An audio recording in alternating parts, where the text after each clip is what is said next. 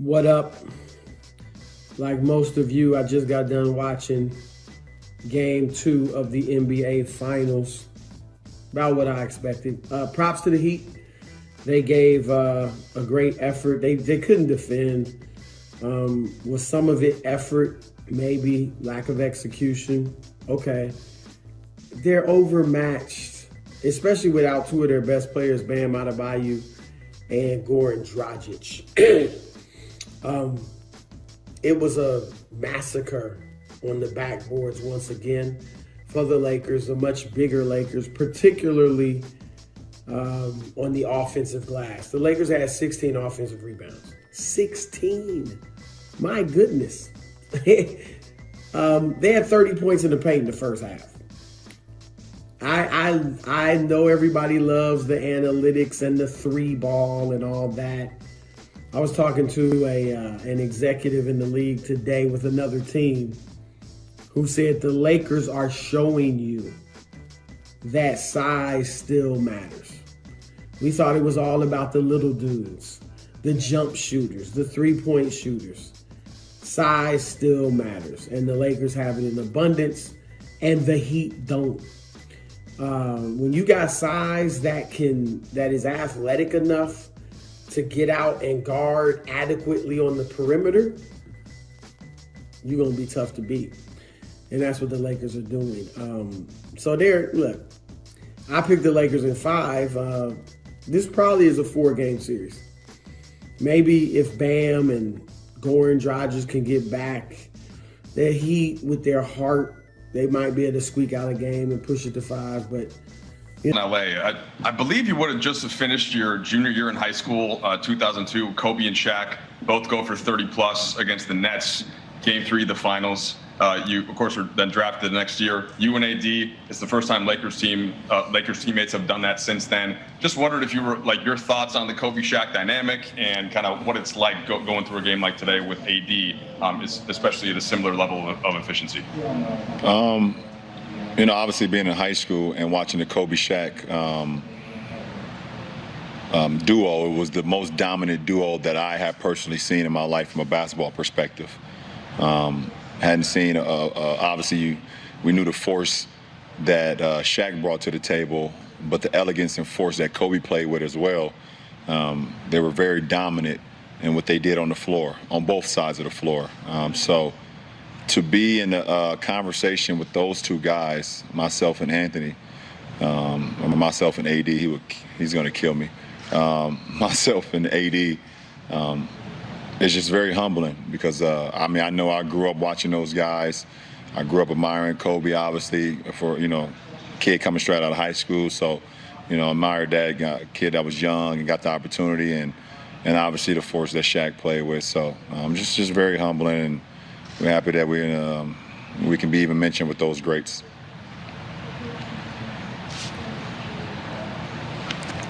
LeBron, both AD and Frank kind of indicated that even though it's a win, they weren't totally happy with how things went today, defensively, especially Frank had mentioned. Do you agree with that? And if so, what concerns you about? No, I definitely agree. And myself, coach, and AD was not happy with our defensive presence tonight.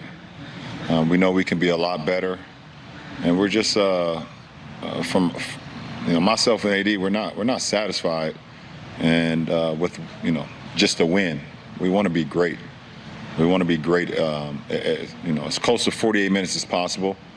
And I know I said it after game 1, but I'm extremely excited to watch the film tomorrow as well as a group and see ways we can be better. We're playing against a very dangerous team in Miami where, they have 5 guys on the floor that's a threat, as they've shown tonight.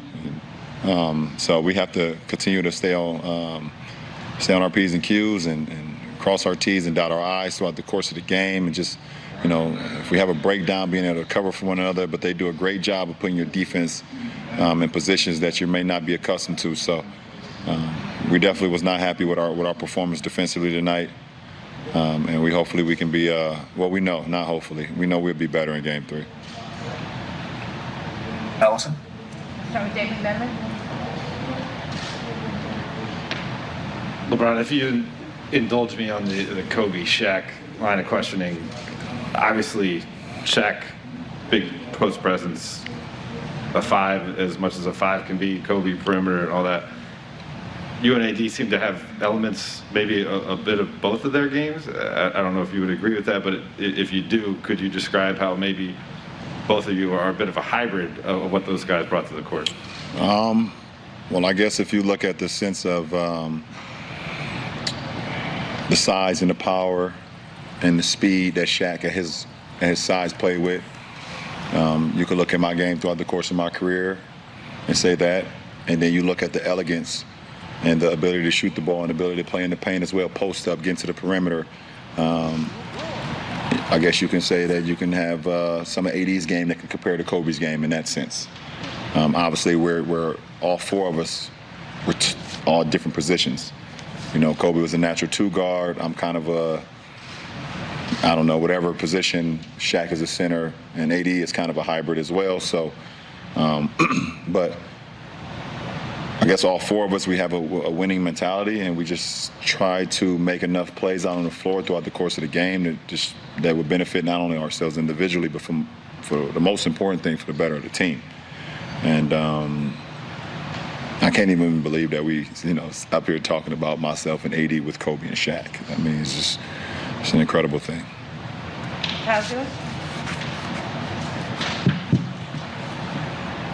In the third quarter, you guys had an 18-point lead, and pretty close to that point, the Heat had a timeout, and UD was talking to the guys and really fired up. And at that point, it seemed like there was maybe a turn in momentum, and they started attacking aggressively. What do you know about UD that makes him impactful to a bench of players like that, even though he himself is not playing in the game? Just check his resume. It's that simple. I mean, he's put in the work. He's been there. He's been through everything that the Heat franchise have seen. He's seen it all. He's done it all. I mean, just check his resume. So, and he's it's not many guys that talk about it and also be about it. He's one of them. And if you want to be in a foxhole, that's somebody you want to be in a foxhole with. Dan? LeBron, you used the word force probably 6 or 7 times in the first 2 answers today. How important has your team's ability to play with force made a difference in these first 2 games? Well, I think I was talking about force because Shaq's name came up, and there's no way that you can talk about Shaq and not that word come up. From a team's perspective, I think we've done a good job of, one, not turning the ball over, but also still being able to play with force, as you would say. Play with tempo offensively, get good looks, get looks that we like, make or miss, and live with the results. Now, we have to play with that type of force defensively, but also from a cerebral side as well, from thinking the game a little bit better as they're going through their offense and their pace and their force as well. So we got to be a lot better, obviously, on that side. We'll send it back to Will for a couple. All right, y'all take a couple more. Andy Kamenetsky. Hey, LeBron. When you guys advanced past Denver, Frank was talking about the relationship he has with you, and he said that the buy-in that you had with him as a coach and the immediacy of that buy-in did a lot for this team and where you are right now. What was it about Frank that gave you that immediate buy-in and that you gravitated towards quickly? For one, from a competitive standpoint, going against Frank's teams in Indiana when we had our battles when I was in Miami, you understood how well those teams were coached. And it starts, with the head coach. And the players are an extension of the head coach. So I had that memory of that, just battling those Indiana Pacer teams. And for me, I've always been a coachable player throughout my whole life. I've played for multiple coaches, and I've always been a coachable players. So, you know, the respect, more importantly, he's the head coach, and the head coach should have the respect from all his players, no matter who you are, if you're really serious about trying to make an impact or really trying to do something special. So, I mean, it was just that simple for me personally. Allison, back to you. Any more on this end? All right, thanks, LeBron. Appreciate it. Seems like every single night, LeBron James continues to move up in the record books. He's now 4th in rebounds in NBA Finals history. It's just something every single night, James, and you can look at the names on that list, and we're talking Russell, Wilt, Elgin, Cap, Magic, Shaq, Duncan, Pettit, Heinsohn. I mean, come on. He's a guard. Yeah, it's tough to say that. A guard, yeah. You know, a unique specimen of a guard, though. I would have to say that, but just goes to show you that, you know, he really is all about team. You know, you look at these players on that list, you know, Bill Russell, 11 championships. Wilt didn't win as many as he could, but Elgin Baylor didn't win.